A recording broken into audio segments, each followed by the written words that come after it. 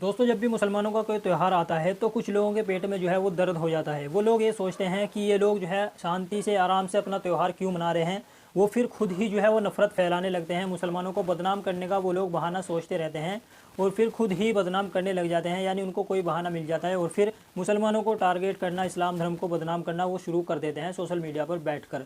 अब दोस्तों, ईद की नमाज़ को लेकर जो है वो सोशल मीडिया पर बवाल मच रहा है। वो जो नफरती लोग हैं अपने देश के अंदर, वो ईद की नमाज़ को लेकर सवाल खड़े कर रहे हैं। जी हाँ दोस्तों, आप वीडियो देख सकते हैं। ये वीडियो जो है वो मेरठ की बताई जा रही है, यानी मेरठ की हैं। और इन वीडियोस में आप देख सकते हैं ईद की नमाज़ पढ़ी जा रही है। जिस तरह से आज ईद का त्यौहार था मुसलमानों का, और हर जगह पर पूरे इंडिया के अंदर जो है वो ईद की नमाज़ पढ़ी गई इसी तरह से। अब दोस्तों, आप इन वीडियोस में देखिए, ये लोग मुसलमान हैं और शांति से अपनी नमाज़ पढ़ रहे हैं। ना ही इनसे किसी को तकलीफ़ हो रही है और ना ही ये किसी को नुकसान पहुंचा रहे हैं, बल्कि नमाज़ पढ़ रहे हैं शांति से। और शांति से नमाज़ पढ़ करके 15-20 मिनट में अपने घर चले जाएंगे।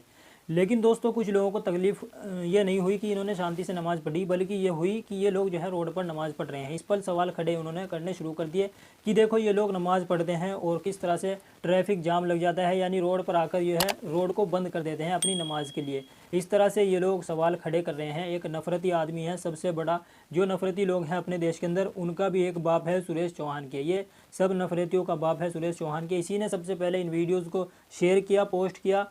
और जैसे ही इसने इन वीडियोज़ को शेयर किया तो लोगों ने जो है वो रिप्लाई में जो है वो इसी को ही जवाब देना शुरू कर दिया।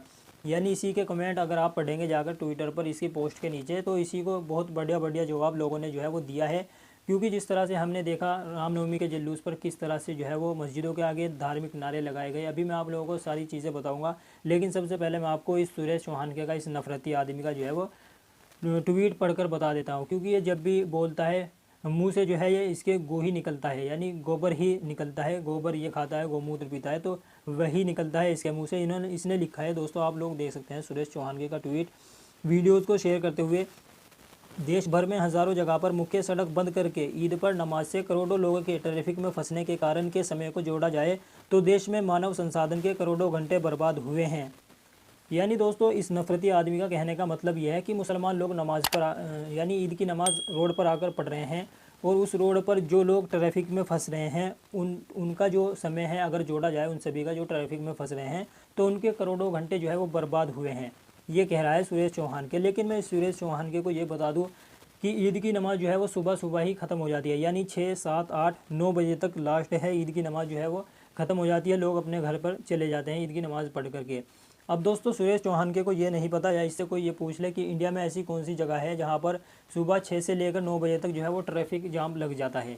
लेकिन दोस्तों, इसको नफ़रत फैलानी है और ख़ुद को ये पत्रकार कहता है, लेकिन किसी भी एंगल से ये पत्रकार नहीं लगता है। अब लोगों ने क्या दिया है इसको जवाब, वो भी मैं आप लोगों को बता देता हूँ। काशिफ अरसलान है एक, उनका ये आप ट्वीट देखिए। इन्होंने लिखा है ईद की नमाज़ यानी ईद की नमाज़ सुबह 6 से 9 बजे तक अमूमन पढ़ी जाती है। इस टाइम पर सारे ऑफिस, कॉरपोरेट सेक्टर बंद होते हैं। दूसरी बात इन्होंने लिखी है, ईद की नमाज़ खासकर ईदगाहों में होती है। जगह के कमी की वजह से कुछ ही जगहों पर नमाज रोड पर पढ़ी जाती है। ईद राष्ट्रीय छुट्टी का दिन होता है। 1-2 को छोड़कर सारे सरकारी sector, bank, school, college, institution, coaching centre सभी बंद होते हैं। जब सब कुछ बंद होता है तो कौन सा ट्रैफिक का दिक्कत है।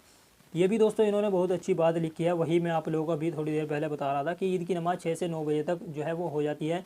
उसके बाद सभी मुसलमान जो है अपने घर पर चले जाते हैं। और दूसरी बात इन्होंने लिखी है कि ईदगाह जो यानी ईद की नमाज़ जो है वो खासकर ईदगाहों में ही पढ़ी जाती है।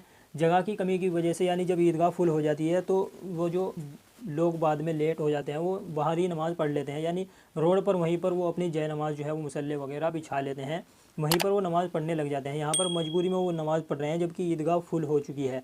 और ईद की नमाज़ भी 15 से 20 मिनट लगते हैं, तभी सारी ख़त्म हो जाती है, वो अपने घर चले जाते हैं। तीसरी बात इन्होंने लिखी है कि 1-2 को छोड़कर सभी जो है वो बैंक, स्कूल, कॉलेज, इंस्टीट्यूशन सभी बंद होते हैं। जब सब कुछ बंद होता है तो कहें का दिक्कत, कौन से लोग अपने कामों पर जा रहे हैं। लेकिन दोस्तों, इस सुरेश चौहान के को सिर्फ मुसलमानों को बदनाम करना है, नफ़रत फैलानी है। इसके अलावा इसके पास कोई काम नहीं है।